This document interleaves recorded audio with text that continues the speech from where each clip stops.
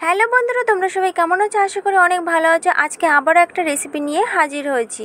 আজকের রেসিপি কাঁচা আমের মিষ্টি আচার। শেষ পাতে কিন্তু অসাধারণ লাগে। তো এর জন্য পুরো রেসিপিটি যদি পেতে চাও তাহলে সম্পূর্ণ ভিডিওটি দেখতে হবে। তো চলো আজকের রেসিপিটি শুরু করি।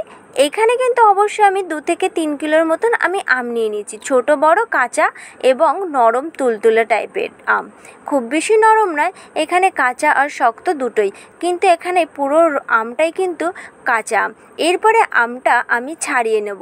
আমটা কিন্তু আমি ছুরির সাহায্যে ছাড়িয়ে নিচ্ছি। আর বাকি আম এখানে কিন্তু আমি একটা কাঁচা আম তোমাদের সামনে কেটে দেখাচ্ছি, আর বাকি আমগুলো কিন্তু আমি বটিতে কেটে নেব। কারণ কি, আমি ছুরি দিয়ে অত ভালো কাটতে পারি না, তার জন্য আমি চাকু দিয়েই আপাততের জন্য একটা আম কেটে নিচ্ছি। এরপরে আমগুলো আমি পিস পিস করে সুন্দর করে কেটে নেব।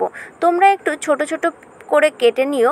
আর এরকমভাবে যদি একটু সুন্দর করে কেটে নাও, দেখতেও সুন্দর লাগবে আর অনেকটা ভালোও লাগবে। বেঁচে থাকা আঠিটা কিন্তু ফেলে দিতে হবে আমের।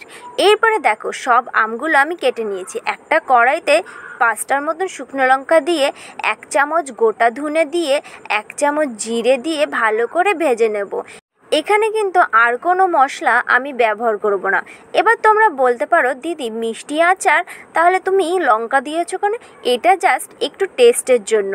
একটু মিষ্টির মধ্যে যদি একটু হালকা লঙ্কা পড়ে খুব ভালোই লাগে। এরপর আর কি, কড়াইতে আমগুলো দিয়ে দেবো, কেটে রাখা আম। তারপরে পরিমাণ মতন চিনি দিয়ে দেব।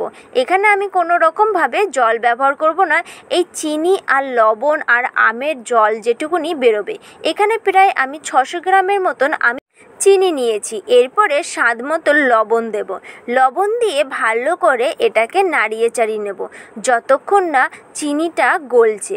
এরকম কিন্তু প্রায়ই নাড়িয়ে চাড়িয়ে নিতে হবে, না হলে কড়াইয়ের নিচে লেগে যেতে পারে।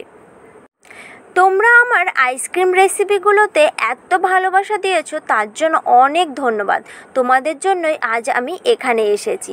আর যারা যারা কমেন্ট করে বলেছো তাদেরও অনেক অসংখ্য ধন্যবাদ। তোমাদের নামগুলো অবশ্যই কিন্তু দেওয়া আছে, তোমরা প্লিজ দেখে নিও। আজকের এই আমের আচারটা কিন্তু শেষ পাতে খুবই টেস্টি লাগে। আর তোমরা চাইলে এমনিও খেতে পারো।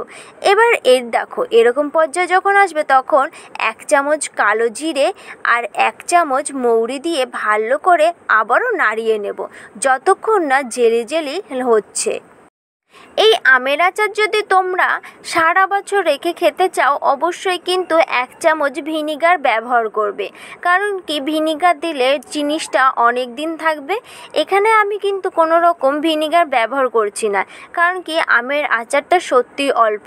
এখানে বেশি দিন রাখার আমার দরকার পড়বে না, তার জন্য আর ভিনিগার ব্যবহার করছি না। তোমরা যদি ভিনিগার দাও তাহলে 1 বছরের মতন খেতে পারবে। এরপরে আর কি, দেখো আমের আচারটা যখন এরকম পর্যায়ে আসবে তখন কিন্তু এরকম ভালো করে নাড়িয়ে চাড়িয়ে নেবে। জলটা কিন্তু এখনও পাতলা রয়েছে, কারণ আর হ্যাঁ, তোমরা যদি তোমাদের পছন্দ মতন কোনো রকম রেসিপি দেখতে চাও, আমাকে কিন্তু অবশ্যই কমেন্ট করতে পারো। আমি চেষ্টা করব রেসিপিটি করার। তো এরপর আমটা যখন এরকম পর্যায়ে আসবে তখন কিন্তু ভেজে রাখা মশলাটা আমি আধো আধো গুঁড়ো করে নিয়েছি। আমি কিন্তু পুরোপুরি গুঁড়ো করে নিই। সেই গুঁড়ো মশলাটা দিয়ে ভালো করে নাড়িয়ে চাড়িয়ে নেব যতক্ষণ না আমটা জেলি জেলি হয়ে যাচ্ছে। এরকমভাবে ফুটতে থাকবে।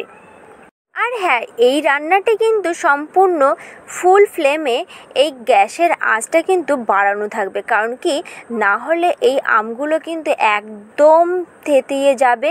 কারণ কোনো রকম গোটা থাকবে না, এরকম যে গোটা গোটা রয়েছে সেটা কিন্তু থাকবে না। আর আমের জেলিটা কিন্তু অবশ্যই হয়ে গেছে এই আমের আচারটা। আর দেখে কি করে বুঝবে? একটা প্লেটে একটু জুস নিয়ে দেখবে গড়িয়ে কত তাড়াতাড়ি যাচ্ছে। যদি কমের মধ্যে যায় তাহলে কিন্তু হয়ে গেছে। এরপরে আমি প্লেটে আমের আচারটা নামিয়ে নিচ্ছি। এটা কিন্তু শেষ পাতে অসাধারণ লাগবে। আজকের রেসিপিটি তোমাদের কাছে কেমন লাগলো অবশ্যই কিন্তু কমেন্ট করো। আর ভালো লাগলে আমার চ্যানেলটিকে কিন্তু সাবস্ক্রাইব করে যাও। লাইক, কমেন্ট, শেয়ার করতে কিন্তু ভুলো না। তো আজকের জন্য কিন্তু টাটা।